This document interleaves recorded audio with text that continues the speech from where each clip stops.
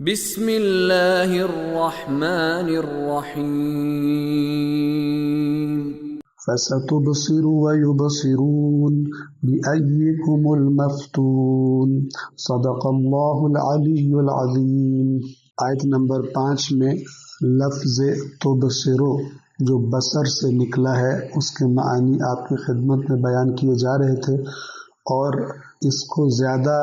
جو کھول کر بیان کرتا ہوں اور مختلف آیات سے استفادہ کر کے کسی لفظ کو جب قرآن کے بیان کیا جاتا ہے تو اس کا مقصود اور انشاءاللہ اس کے نتیجے میں جو فائدہ آپ کو ملے گا وہ یہ کہ جہاں بھی قرآن میں یہ لفظ استعمال ہوگا انشاءاللہ اس کے مفہوم کا آپ کے ذہن میں یعنی وہ مفہوم آپ کو نیا اور ناآشنا محسوس نہیں ہوگا، اور قرآن مجید کے دقیق معانی کو سمجھنے میں انشاءاللہ یہ وقت کہ جو آپ اس کو سمجھنے میں گزار رہے ہیں انشاءاللہ مددگار ثابت ہوگا۔ یاد دہانی کے لیے عرض کرتا ہوں کہ قرآن مجید کو صحیح طرح سے سمجھنا اس وقت تک ممکن نہیں ہے کہ جب تک ان الفاظ کو سن کر، قرآن مجید کے الفاظ کو سن کر یا پڑھ کر ہمارے ذہن میں بالکل وہی معنی نہ آئے کہ جو اس زمانے کے عربوں کے ذہن میں آتا تھا کہ جن کے زمانے میں قرآن نازل ہو رہا تھا اور اللہ کا نبی ان کو اللہ کی آیات پڑھ کر سنایا کرتا تھا۔ یتلو علیہم آیات، ہمارا نبی ہماری آیات کی ان کو تلاوت کر کے سناتا ہے، انہیں سمجھاتا ہے، تو ظاہر ہے کہ ان آیات کا معنی ان کے ذہن میں آتا تھا تو تب ان کو سمجھ میں آتی تھی۔ تو اگر وہی معنی جب تک ہمارے ذہنوں میں نہ آئے قرآن کو دقیق سمجھنا ہمارے لیے وہ اس کا امکان نہیں ہے۔ اس لیے میں کوشش کرتا ہوں کہ قرآن مجید کے ان الفاظ کو اچھی طرح کھول کر آپ کی خدمت میں بیان کیا جائے، اور جہاں تک ممکن ہو جتنی جگہ پر یہ جتنے انداز میں یہ الفاظ استعمال ہوئے ہیں وہ الفاظ بھی اسی معنی کو بتاتے ہوئے ان کا ذکر کرنے کی اور ان کا معنی بتانے کی کوشش کی جائے انشاءاللہ تعالی۔ اللہ تعالی سے دعا ہے کہ خدا مجھے بھی اور آپ سب بہنوں اور بھائیوں کو جو قرآن مجید کے اس درس کو سن رہے ہیں، خداوند عالم ہماری بصارت، ہماری بصر جو ظاہری آنکھ ہے ہماری، اسے بھی اللہ سلامت رکھے، اور خداوند عالم جو اصل سمجھنے کی طاقت ہے، جیسے اللہ اس دنیا کو دکھانا چاہتا ہے، جیسے حقائق اور حقیقتیں اللہ ہم سے چاہتا ہے کہ ہم ان کو سمجھیں، خداوند عالم ان باتوں کو سمجھنے والی بصیرت بھی ہم سب کو عطا فرمائے کہ یہ اسی کو عطا ہوتی ہے اللہ کے قانون کے مطابق کہ جو اس کا طلبگار ہو، لیکن جس کے اندر اس کی تڑپ اور طلب ہو ہی نہ تو قرآن مجید نے خود گواہی دی ہے کہ اے نبی جو خود نہ چاہے آپ بھی تڑپیں تو ہم اس کو ہدایت نہیں کریں گے۔ انک لا تہدی من احببت، اے نبی جسے تو چاہے اس کی ہدایت نہیں ہوتی۔ کیوں؟ اس لیے کہ قرآن مجید کے بارے میں فرمایا ھدی للمتقین، تقوی والوں کے لیے ہدایت ہے۔ تقوی والے یعنی بچنے والے، اللہ کی نافرمانیوں سے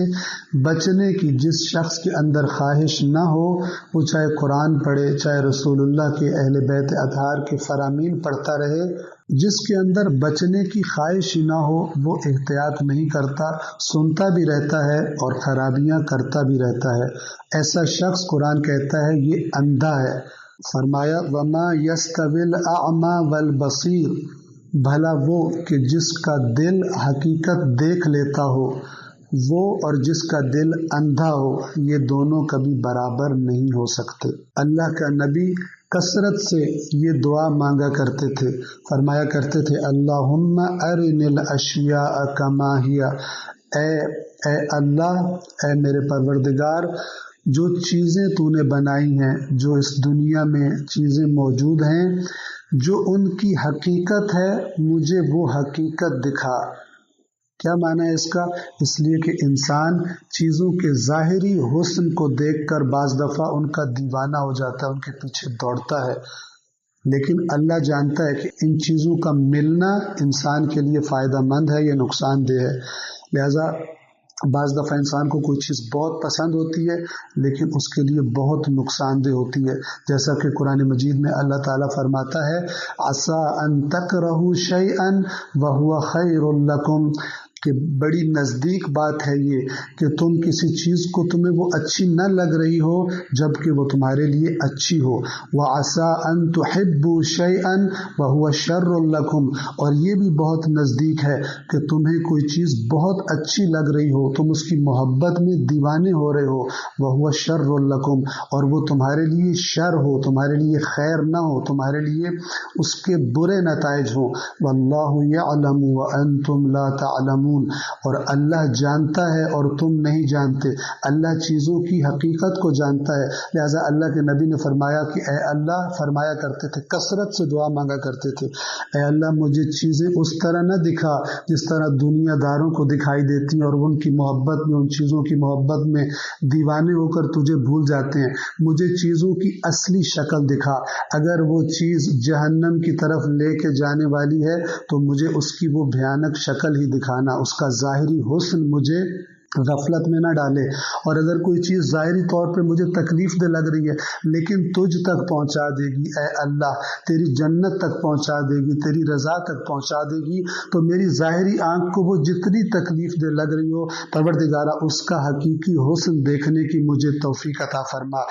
یہ اس چیز کا نام قرآن مجید بصیرت رکھتا ہے، یعنی انسان حق کو سمجھ سکے اور حق پر چلنے کا ارادہ اس کے دل میں پیدا ہو جائے، خواہ وہ کتنا ہی سخت کیوں نہ ہو۔ فَسَتُبْصِرُ کا معنی ہو گیا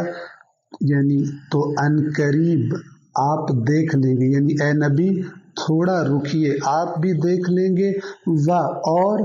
یبصرون یہ بھی دیکھ لیں گے، یعنی یہ جو آپ کو مجنون کہتے ہیں، یہ جو آپ کو دیوانہ سمجھتے ہیں، یہ جو آپ کی اچھے اخلاق کی بے قدری کر رہے ہیں، نبوت کی جو نعمت آپ کو عطا ہوئی ہے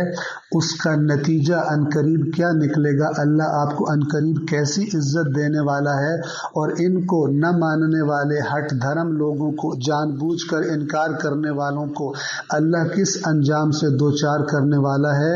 یبصرون عنقریب یہ بھی دیکھ لیں گے، تو عنقریب آپ بھی دیکھ لیں گے اور یہ بھی دیکھ لیں گے، آپ کو بھی سمجھ آ جائے گی نتائج کو دیکھ کر، اور ان کو بھی سمجھ آ جائے گی، اور مراد یہ کہ واضح ہو جائے گا عنقریب۔ والسلام علیکم ورحمۃ اللہ وبرکاتہ۔